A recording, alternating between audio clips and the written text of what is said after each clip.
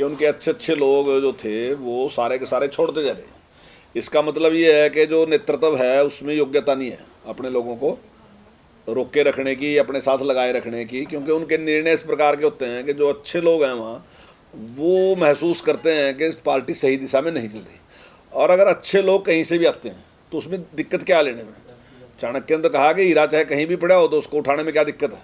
तो अगर हमें अच्छे व्यक्ति कहीं से मिलते हैं तो हम स्वीकार करेंगे, उसे क्या दिक्कत है। पार्टी के साथ जो आप बीजेपी के पुराने कार्यकर्ता हैं, क्या उनमें मायूसी नहीं होती इस तरह का जो फैसला लिया जाता है? क्योंकि जो कार्यकर्ता लंबे समय से कहीं ना कहीं उनकी भी एक ये रहता है कि हम भी चुनाव लड़े, नजरअंदाज उनको करना कितना का आप सही मानते हैं?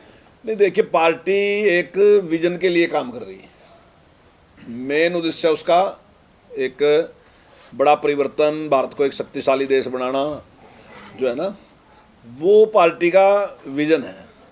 तो कई बार ठीक है, आपकी बात से मैं सहमत हूँ, कई बार दिक्कत भी होती है, लेकिन फिर भी जो लोग विचार की पॉलिटिक्स करते हैं ना, किसी विजन को लेके काम करते हैं, तो वो सोचते हैं कि अगर मेरा कोई नुकसान हो गया तो कोई बात नहीं, अगर देश का फायदा होता हो तो वो उसको स्वीकार करते हैं। और यही कारण है कि बीजेपी में हमने बहुत से लोग बाहर से लिए, उसके बावजूद भी जो कार्यकर्ता है हमारे उसी प्रकार से पार्टी के लिए काम करते हैं। अभय चौटाला कह रहे हैं कि आपके बीजेपी के पास ऐसी कौन सी मशीन है जिसमें धुलकर नेता साफ हो जाते हैं? क्योंकि नवीन जिंदल को लेके प्रधानमंत्री जी ने भी अपने भाषण में भी कहा था, जब कोयले घोटाले की बात थी उनके ऊपर आरोप लगाए थे, बड़े आरोप नवीन जिंदल पे लगे थे, तो उस समय वो आरोप थे और अब पार्टी का कैंडिडेट बना दिया है। नहीं, देखिए, जो भी आरोप थे, जो भी सामने आए थे, जिस प्रकार की जानकारी थी उसके आधार से हमने भी आरोप लगाए थे, सही है, हमने भी कहा था।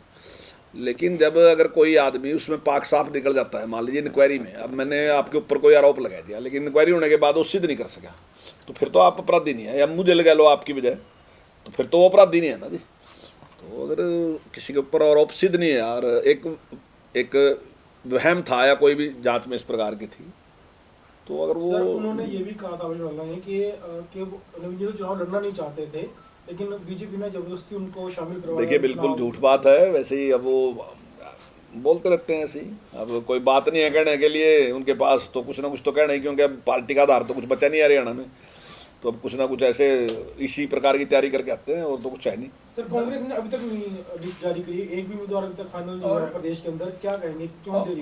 देखिए, ये जो दुविधा है ना कांग्रेस की, अभी आप मेरे से पूछ रहे हैं कि उन्हें ले लिया, तो यही दुविधा जो है कि लोग जो अच्छे लोग हैं वहाँ से छोड़ के आ रहे हैं, क्योंकि वहाँ निर्णय लेने की क्षमता नहीं है।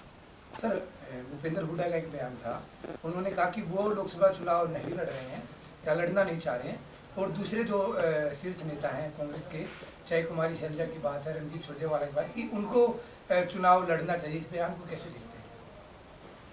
देखिए, मुझे तो ऐसा लगता है कांग्रेस में कोई भी इस बार लोकसभा का चुनाव लड़ना नहीं चाहता।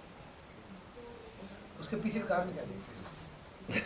कारण तो आपको पता ही है। देखिए, कारण तो साफ है कि उनको लगता नहीं कि वो चुनाव जीत सकते हैं, और पूरे देश में भी उन्हें लगता है कि कांग्रेस की कोई स्थिति नहीं है, सम्मानजनक स्थिति नहीं है, कुछ भी स्थिति नहीं है, तो इसलिए वो चाहते हैं कि वो लोकसभा का चुनाव लड़ने के लिए तैयार नहीं। ऐसी स्थिति आज तक आपने कभी किसी की पार्टी की देखी होगी कि पार्टी के लीडर ही इनकार कर देंगे हम चुनाव नहीं लड़ना चाहते, तो ऐसी आज तक स्थिति मैंने नहीं देखी।